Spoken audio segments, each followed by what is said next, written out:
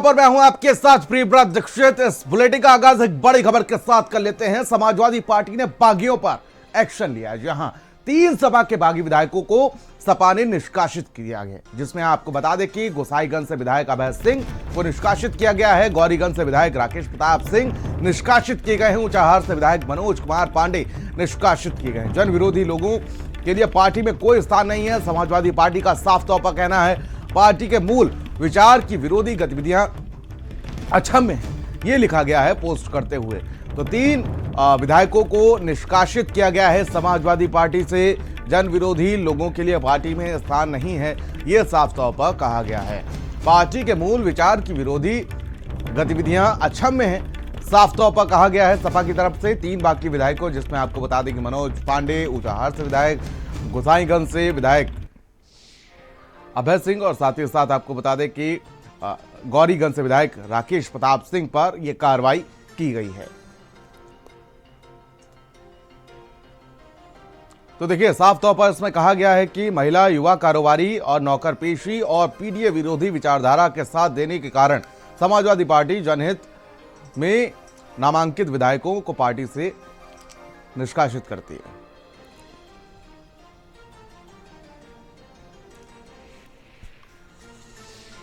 Samajwadi party से बागी विधायक राकेश प्रताप सिंह हमारे साथ मौजूद हैं। आज समाजवादी पार्टी ने 3 विधायकों को पार्टी से निष्कासित किया है, निकाला है, जिसमें इनका भी नाम है। बात करते हैं उनसे। सर, बगावत हुई, आपने सपा को वोट नहीं दिया, 1 साल इंतज़ार करने के बाद फिर आप लोगों को पार्टी से निकाला गया, आपको, अभय सिंह को, मनोज पांडे को।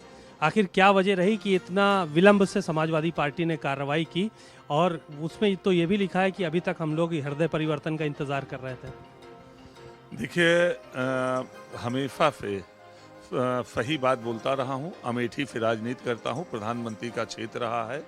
और अगर चाटुकारिता, चापलूसी और झूठ बोल की राजनीति करनी होती तो कांग्रेस की राजनीति करता और प्रधानमंत्री के करीब बना रहता। हमेशा सही बात को बोलते रहना चाहिए। विधायक रहो ना रहो, किसी पद पे रहो ना रहो, आपका सम्मान बना रहेगा। मैं केवल इतना कह सकता हूं कि उस दिन क्यों नहीं अखिलेश जी ने कार्रवाई किया, जब उन लोगों पर जिन्होंने रामचरितमानस जलाई और फूंकी, जब भगवान राम के अस्तित्व पर सवाल उठाया, जब देवी देवताओं पर अभद्र टिप्पणी किया, उनके साथ गठबंधन क्यों किया जिन्होंने हिंदू धर्म को मलेरिया, एड्स और कैंसर जैसे शब्दों से संबोधित किया। तो ये अगर मैं इसका विरोध किया और उसके बाद ये कार्रवाई हो रही थी, इस कार्रवाई का स्वागत करता हूं। और उस दिन से तो समाजवादी पार्टी कार्यालय पे भी नहीं गया। जिस दिन प्रभु राम का दर्शन करने अयोध्या जाने का निर्णय सदन में सभी दलों ने पास किया था, पटल पर जब सदन में रखा गया, उसके बाद समाजवादी पार्टी ने कहा कि नहीं जाना है, तो उसके बाद से समाजवादी पार्टी पर के कार्यालय भी जाना मैंने उचित नहीं समझा। आपको निकाला गया है पार्टी से, कभी क्या मौका मिलेगा तो क्या उस तरफ रुख करेंगे पार्टी की तरफ से, या बुलाया जाएगा? आपने कभी, अब तो बहुत बड़ी चीज़ें हो गई, बहुत आगे तक जा चुके हैं। राजनीति करूं या ना करूं, चुनाव लड़ूं या ना लड़ूं, विधायक रहूं या ना रहूं, लेकिन ऐसे नेतृत्व के साथ काम नहीं कर सकता हूं। ये खुला ऐलान कर दिया। खुला है, ये खुला है। तो ट्वीट आया है, उसमें यह कहा गया कि नकारात्मक राजनीति आप लोग कर रहे हैं, पीडीए के विरोध में राजनीति आप कर रहे हैं, सौहार्दपूर्ण विचार, सकारात्मक राजनीति के विपरीत आप लोग जो है वो राजनीति कर रहे हैं, तो इसलिए पार्टी से आपको निकालना पड़ा। हम सनातन के साथ हैं, हम सनातनियों के साथ हैं, हम राम के साथ हैं, हम राष्ट्र के साथ हैं, और वो इसका विरोध कर रहे हैं। मैं एक उदाहरण आपको और देता हूँ। एक बार अभी कुछ दिन पहले एक लड़का आर्मी का शहीद हुआ, जगदीशपुर विधानसभा का, उत्तम सिंह। सवर्ण था, ठाकुर जाति का था, और वहीं राष्ट्रीय अध्यक्ष जी का 2-2, 3-3 दौड़ा अमेठी में लगा, धर्मेंद्र जी का दौड़ा लगा, और मैं कहता रहा कि उसके दरवाजे पर चले जाइए, नहीं गए। अगर कोई स्वजातीय होता तो अगर उसके नाखून में भी चोट लग जाए तो उसके घर तक पहुंच जाते हैं, उसकी चिंता की जाती है। और कोई शहीद हो जाए देश की सेवा करते हुए, उसके दरवाजे तक भी आप नहीं जा सकते, ये कैसे बर्दाश्त होगा? कैमरामैन श्रवण कुमार वर्मा के साथ सीमा नकवी, भारत समाचार, लखनऊ। ये भारतीय जनता पार्टी की सांस्कृतिक विचारधारा है और हम सबको साथ लेकर के चलते हैं। जबकि समाजवादी पार्टी तरह तरह के आरोप लगाकर अपने ही कार्यकर्ताओं पर जुल्म जाती लगातार कर रही है। समाजवादी पार्टी पूरी तरह से हाशिए पर है। और समाजवादी पार्टी का नेतृत्व तनाव में है, जमीन उनकी खिसक चुकी है। अभी भी उनके कार्यकाल की गुंडई अराजकता को लोग भूले नहीं है।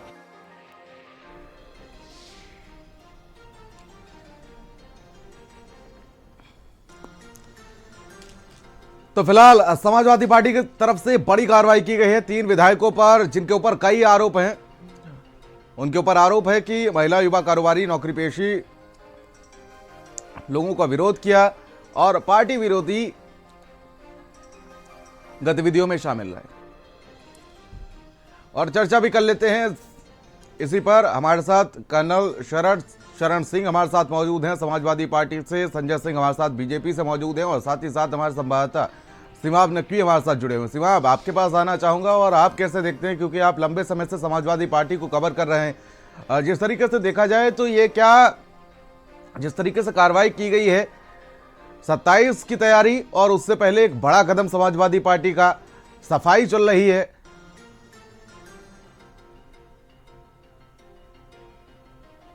उसी दिन तय हो गया था जब तीनों ये विधायक हैं, चाहे मनोज पांडे हो, अभय सिंह या राकेश प्रताप सिंह, जब इन्होंने जो है वो राज्यसभा में वोट समाजवादी पार्टी के खिलाफ दिया था तो उस टाइम से ही नाराजगी का जो पैमाना था वो भर चुका था।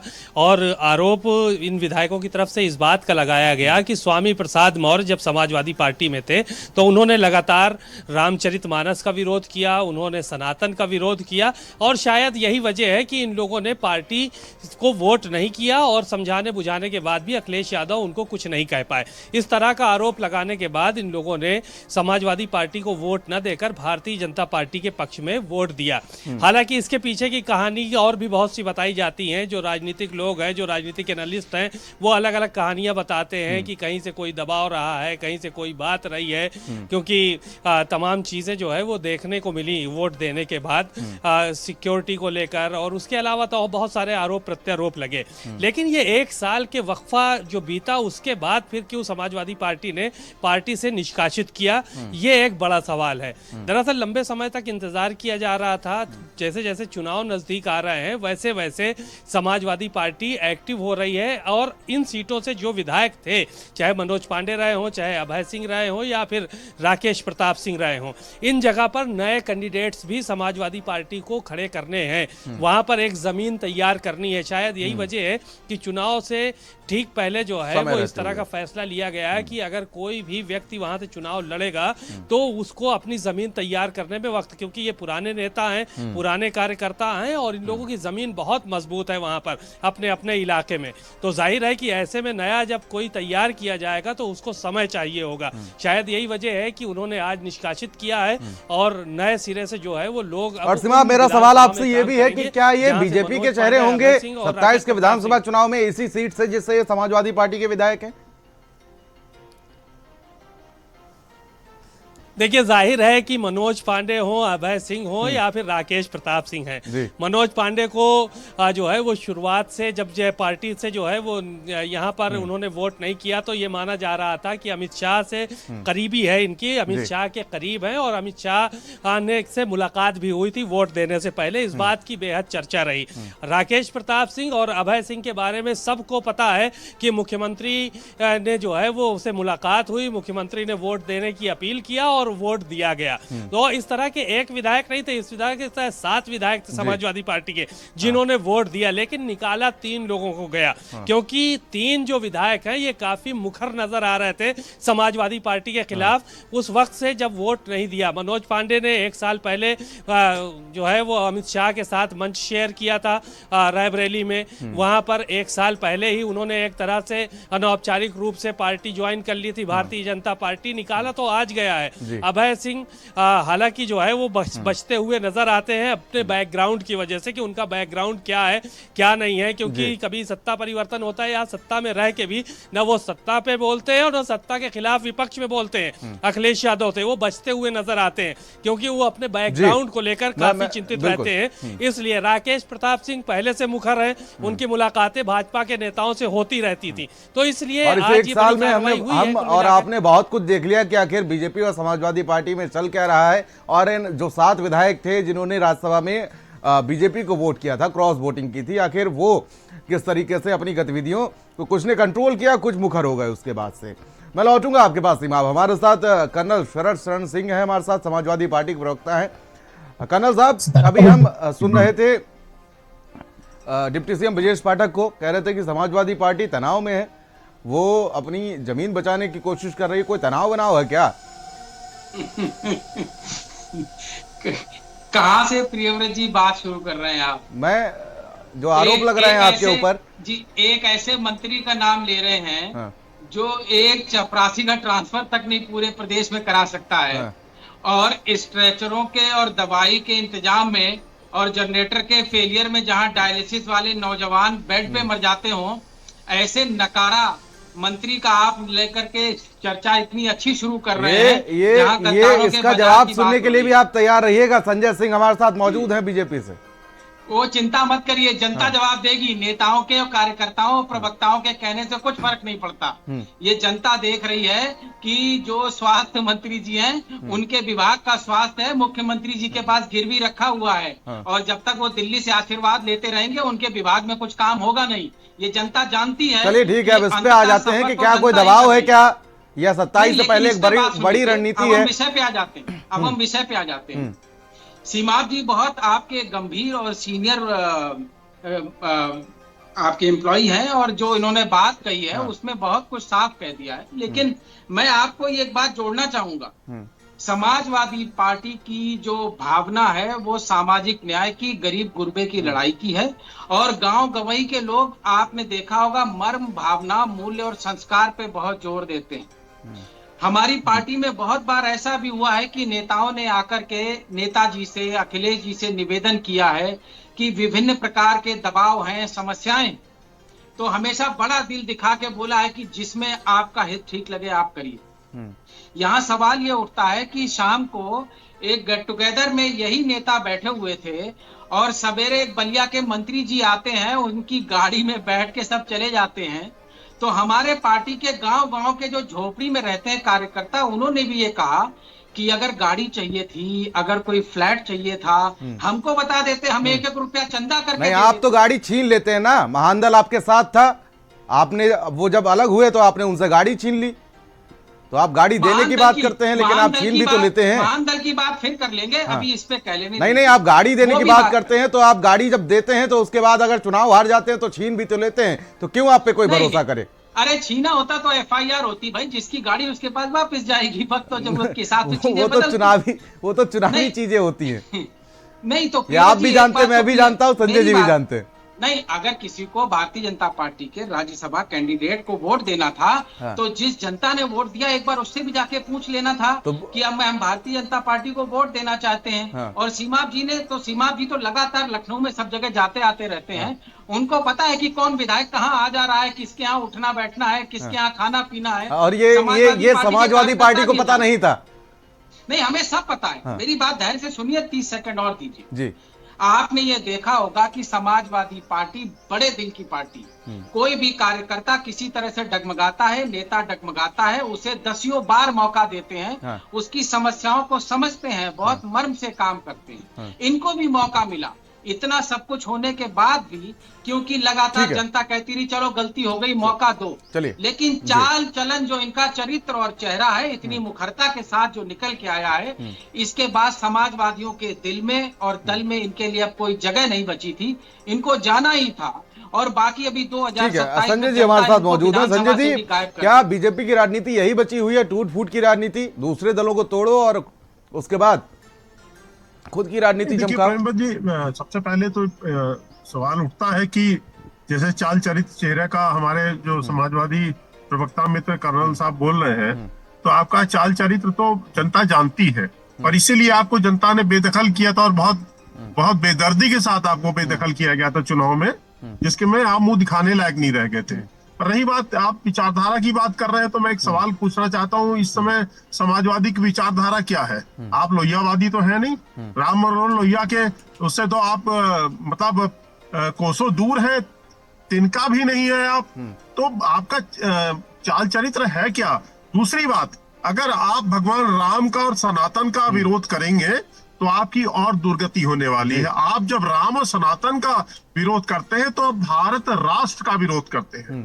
अब मैं धन्यवाद दूंगा इन विधायकों को जिनकी अंतरात्मा जागी कि जो सनातन विरोधी और राम विरोधी हैं, उनका साथ छोड़ दिया, बहुत अच्छा किया। नहीं, सत्ता ही सब कुछ नहीं होती आप है। धन्यवाद इसलिए देना चाहते हैं कि इन्होंने सनातन का विरोध किया। सुनिए सर, संजय जी, संजय जी सुनिए जरा, सुन लीजिए। हम जानते हैं क्योंकि आपका एक वोट बैंक है, आप लोग जो फ्रॉड सेकुलर हैं, वो एक मैं खुल के कह सुन लीजिए जरा, ये धन्यवाद इसलिए है कि इन्होंने राम का विरोध किया, सनातन का विरोध किया, या राज्यसभा में आपको समर्थन किया। आप सनातन को गाली दे सकते हैं, आप एक बार भारत को भी उल्टा सीधा शायद मेरी आवाज नहीं पहुंच रही है संजय सिंह जी को।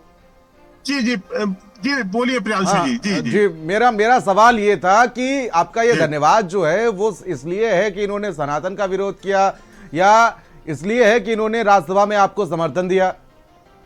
नहीं, देखिए राज्यसभा में समर्थन तो तभी देने आए ना जब इनको लगा कि ये राम के विरोधी हैं, सनातन को गाली दे रहे हैं, सनातन को समाप्त करने की मतलब इन्होंने प्रण प्रतिज्ञा कर रखी है राहुल गांधी के साथ में, तो उनको तो मैं धन्यवाद दूंगा। और वो भी जो विधायक वास्तव में जो धर्म के प्रति आरूढ़ है, जो राम में विश्वास करते हैं, सनातन संस्कृति में, भारत की संस्कृति में विश्वास करते हैं, उनको तत्काल अखिलेश यादव जी का साथ छोड़ के तुरंत आ जाना चाहिए, क्योंकि भविष्य अब देखिए सनातन का ही है और सनातन के मार्ग पे ही चल के भारत मजबूत होगा। कर्नल साहब, आपकी मजबूरी है, मैं जानता हूं, आप परिवार के खिलाफ नहीं बोल सकते हैं, आपकी परिवार की राजनीति है, आपका राष्ट्र और समाज से कोई लेना देना नहीं है, ये सब जानते हैं। आप उत्तर प्रदेश में आपकी सरकारों ने 11 वर्ष में आदरणीय मुलायम सिंह जी के समय में, आदरणीय अखिलेश यादव जी के समय में, आप हमारे नेता ब्रजेश पाठक जी के बारे में जो उल्टा सीधा बोल रहे हैं ना, ये आपको शोभा नहीं देता है। कहाँ ब्रजेश पाठक, कहाँ आप पैरों की धूल भी नहीं है उनके, ठीक है?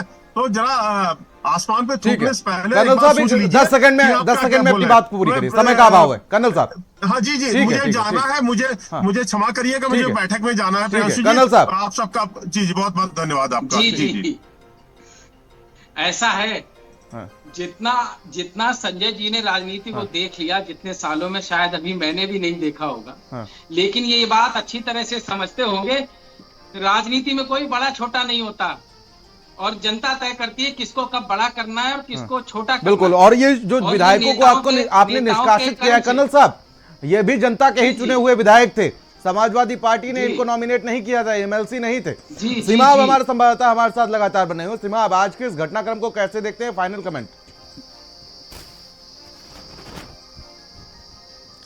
देखिए, ये तो होना ही था, आज नहीं तो ये कल होता, और समाजवादी पार्टी चूंकि तैयारी कर रही है 2027 की, तो इसलिए ये निर्णय अब लेना पड़ा। बहुत सारे आरोप लगे विधायकों के ऊपर, जिन विधायकों ने समाजसभा को वोट नहीं दिया था, और ये तय उसी दिन हो गया था जब इस तरीके से ये वोटिंग की गई थी, क्रॉस वोटिंग। बहुत बहुत शुक्रिया हमारे साथ जुड़ने के लिए सीमा, आपका सभी मेहमानों का भी बहुत बहुत शुक्रिया हमारे साथ जुड़ने के लिए। चलिए खबरों में आगे बढ़े।